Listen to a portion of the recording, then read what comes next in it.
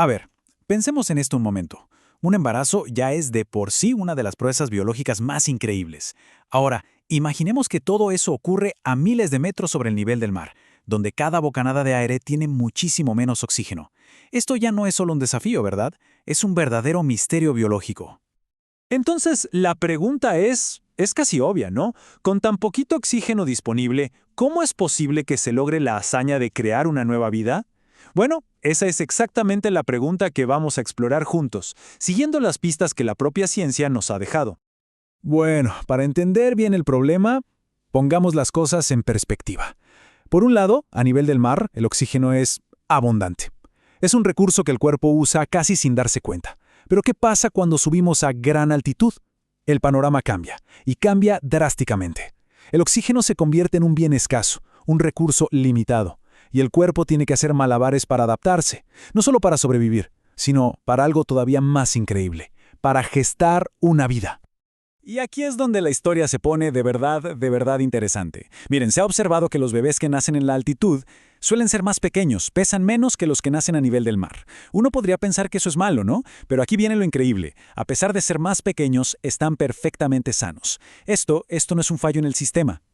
Es la pista fundamental. Así que vamos a investigar cómo es que esto es posible. Bueno, ¿por dónde empezamos a desenredar este misterio? Pues por el principio, por la primera línea de adaptación, el cuerpo de la madre. Vamos a ver qué pistas nos puede dar su fisiología. Si nos fijamos en los riesgos para la madre, como la preeclampsia, por ejemplo, el panorama es bastante confuso. Fíjense, en Perú, los estudios muestran que hay menos casos en la altura que en la costa. Ok, pero luego cruzamos la frontera a Bolivia y, sorpresa, la incidencia es un poquito mayor en la altura. ¿Qué nos dicen estos datos tan contradictorios? Pues que la respuesta no va a ser nada simple. Pero, a ver, en medio de toda esta confusión, sí que aparece una pista. Y es una pista crucial, algo que se ve una y otra vez en los estudios. Hay una reducción del flujo de sangre que llega al útero. Y esto es importantísimo, porque piénsenlo, menos flujo de sangre significa, en teoría, que llegan menos recursos al feto que se está formando. Y para que nos hagamos una idea de la magnitud de esto, no estamos hablando de una reducción pequeña.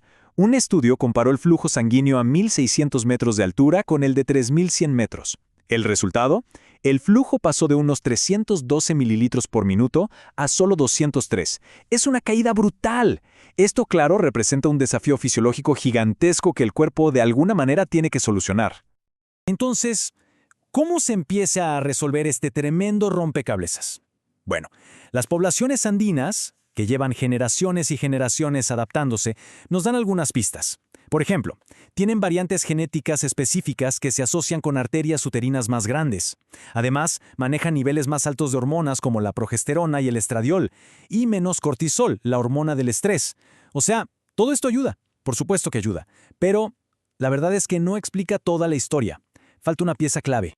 Y para encontrar a la verdadera protagonista de esta historia de adaptación, tenemos que fijarnos en un órgano que es temporal, sí, pero absolutamente extraordinario, la placenta, una auténtica placenta de alto rendimiento.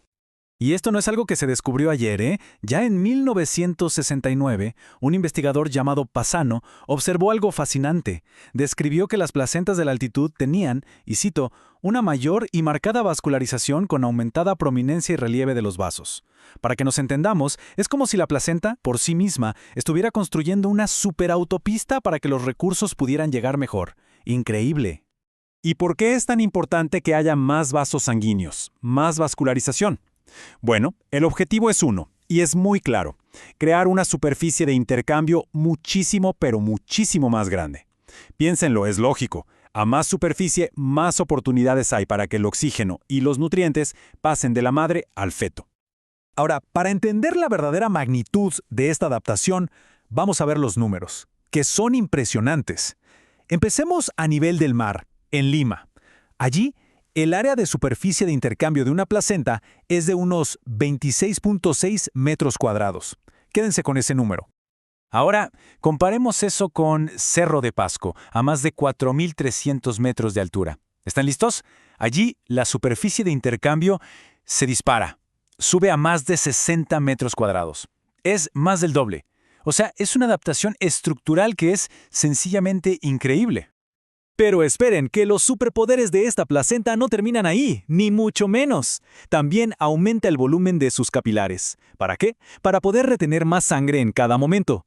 Y no solo eso, la membrana que separa la sangre de la madre y el feto se vuelve más delgadita, para que el intercambio de gases sea todavía más rápido y eficiente. Es de verdad una obra maestra de ingeniería biológica. A ver, recapitulemos. Tenemos una placenta súper eficiente, una verdadera maravilla. Entonces, ¿por qué los bebés siguen naciendo más pequeños? Esta pregunta nos lleva, ahora sí, al clímax de esta historia, a un intercambio estratégico entre el oxígeno y el combustible. Este es el punto clave de todo. En un mundo con poco oxígeno, la placenta se enfrenta a un dilema tremendo. Y para resolverlo, hace algo increíble. Remodela su propio metabolismo para darle prioridad a un recurso, por encima de otro. Es literalmente una decisión de vida o muerte para el feto. Y aquí por fin está la respuesta. La placenta toma una decisión estratégica y brillante. Va a mantener a toda costa el suministro de oxígeno para el feto. El oxígeno es innegociable. ¿Y cuál es el precio a pagar por esa decisión? Pues una reducción en el suministro de glucosa, que es básicamente el combustible para crecer. ¿El resultado final? Un bebé más pequeño, sí, pero un bebé que ha tenido todo el oxígeno que necesitaba para que su cerebro y sus órganos vitales se desarrollen perfectamente. Así que lo que a primera vista parecía un problema, el bajo peso, en realidad es una obra maestra de equilibrio biológico. Es una estrategia de supervivencia que se ha perfeccionado durante miles de años. Y la evidencia de que funciona es clarísima. El feto nace más pequeño, es cierto, pero no está en peligro, no sufre. Su desarrollo, dadas las circunstancias tan difíciles, ha sido óptimo. La estrategia, al final, es un éxito rotundo. Y la prueba definitiva, la que cierra el caso, la vemos al comparar los indicadores de salud del feto. Miren estos datos. La tensión de oxígeno en la sangre del bebé a más de 4.000 metros es de 19. Y a nivel del mar, 21,5. Son casi iguales. Y el pH de la sangre, que nos dice si hay estrés, es prácticamente idéntico. 7.29 en la altura, 7.28 en la costa. Esto es simplemente extraordinario. Entonces, al final de todo, esta adaptación increíble de la placenta es mucho más que una simple solución a un problema de altitud. Nos obliga a hacernos una pregunta mucho más grande. ¿Qué nos dice todo esto sobre la asombrosa capacidad de adaptación del ser humano? Y sobre todo, ¿qué nos enseña sobre nuestro futuro evolutivo en un planeta que no para de cambiar?